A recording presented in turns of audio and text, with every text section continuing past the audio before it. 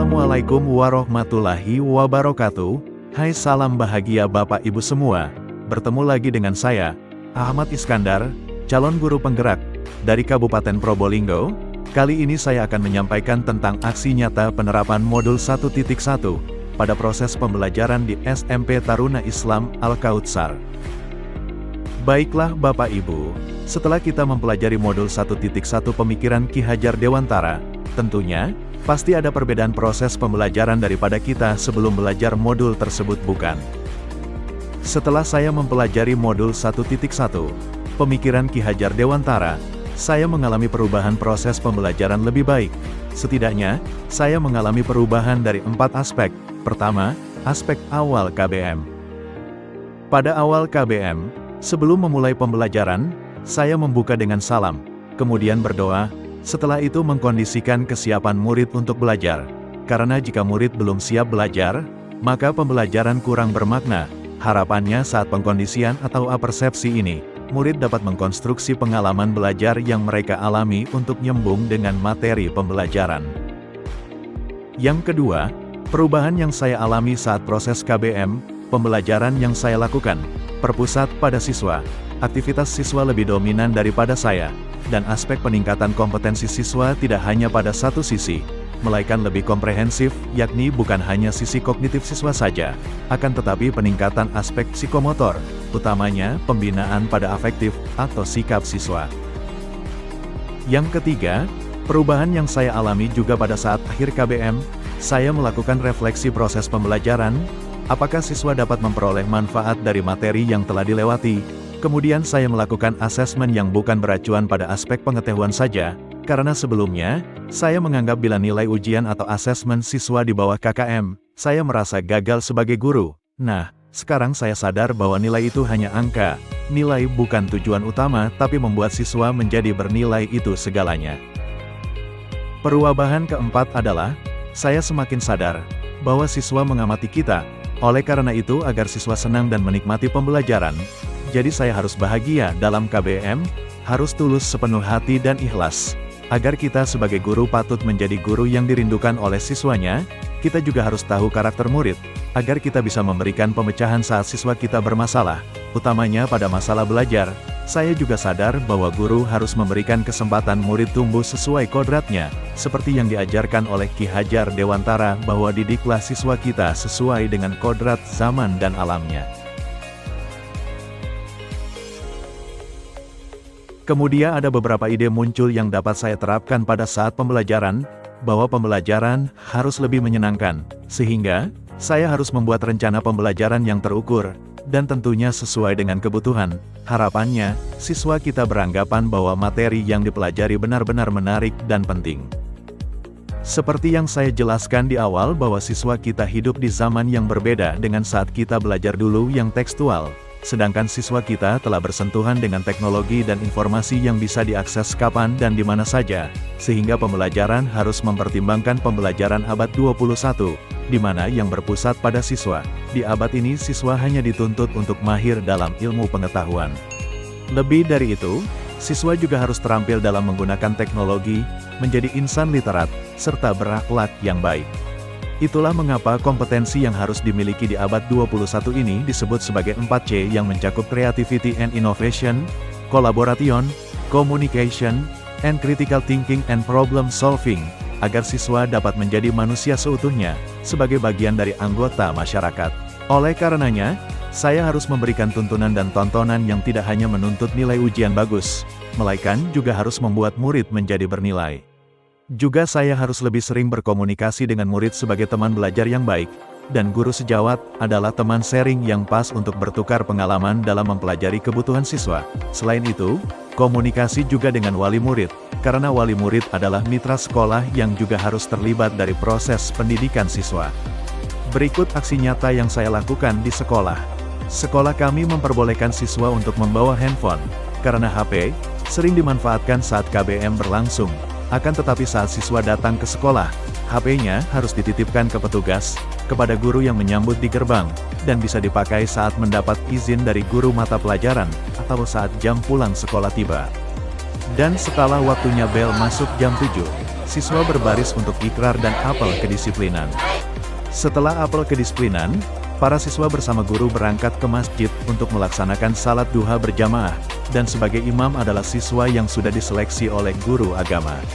Setiap hari Jumat, setelah salat duha, dilaksanakan kegiatan kultum atau kuliah 7 menit, ini dilakukan sebagai bentuk penanaman karakter kepada siswa, penanaman tentang adab budi pekerti, penjelasan mengenai ubudiyah. Selesai sholat duha, para siswa kembali melewati gerbang sekolah untuk melaksanakan English Morning. Kegiatan ini berupa penyetoran vocabulary kepada guru sebanyak 3 kata, dan membuatkan kalimatnya. Bila siswa selesai menuntaskan target tersebut, maka diperkenankan masuk ke dalam kelas. Namun bila belum tuntas, siswa diminta untuk berdiskusi dengan siswa lainnya, sampai tugas tersebut tuntas. Kegiatan ini bentuk wujud dari program pengembangan bahasa Inggris. Selain English Morning, ada juga English Tausiah yang juga salah satu wujud program bahasa Inggris. Setelah seluruh kegiatan pembinaan karakter selesai, maka pada pukul 7:30, barulah pembelajaran dimulai. Saya mengawali pembelajaran dengan salam dan berdoa yang dipimpin oleh siswa. Sebelum masuk ke materi pembelajaran, saya melakukan apersepsi dan kadang pula melakukan ice breaking agar kelas siap untuk dimulai.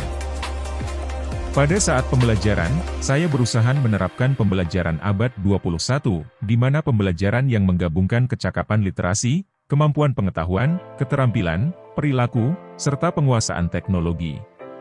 Sudah menjadi SOP kami, bahwa pembelajaran menerapkan konsep 3P, artinya pastikan siswa membaca, pastikan siswa menulis atau mencatat, dan P yang terakhir pastikan siswa mempresentasikan. Saya melakukan pembelajaran yang berpusat pada siswa, itulah pesan Ki Hajar Dewantara, bahwa guru berperan sebagai fasilitator. Pembelajaran dilakukan dengan model diskusi kelompok, yang hasil diskusinya dibuat laporan pada lembar kerja siswa yang telah saya siapkan. Setelah itu mereka mempresentasikan hasil diskusinya di depan kelas. Model pembelajaran ini cocok dengan pembelajaran abad 21, di mana untuk memaksimalkan potensi yang ada pada siswa di tengah tantangan global seperti sekarang ini. Saya juga memanfaatkan media informasi teknologi di dalam pembelajaran, seperti Kuiper School, live worksheet, kelas virtual Google Classroom, juga yang sering saya gunakan saat evaluasi yaitu aplikasi Quizzes. Bila pembelajaran berbasis proyek, saya sering memanfaatkan sosial media untuk mendokumentasikan karya siswa. Saya unggah ke sosial media saya atau di sosial media sekolah, sebagai bentuk syiar sekolah. Saya pun juga selalu ikut kegiatan pelatihan-pelatihan dalam rangka peningkatan kompetensi, dan apabila selesai saya ikut pelatihan, saya melakukan diseminasi kepada teman-teman guru, agar apa yang saya dapatkan juga dapat diterapkan oleh teman-teman guru di sekolah. Saya melakukan diseminasi ini juga bertujuan mendorong partisipasi lebih banyak guru untuk bergabung dalam rangka peningkatan kompetensi mengajar dan mendidik dengan metode yang baru dan lebih menarik minat belajar siswa. Harapannya, guru dapat memberikan kontribusi pada pendidikan di Indonesia umumnya dan sekolah pada khususnya. Diseminasi yang saya lakukan secara online atau secara tatap muka, misal teman-teman guru kesulitan pun saya membuatkan video dokumenter yang saya posting ke YouTube.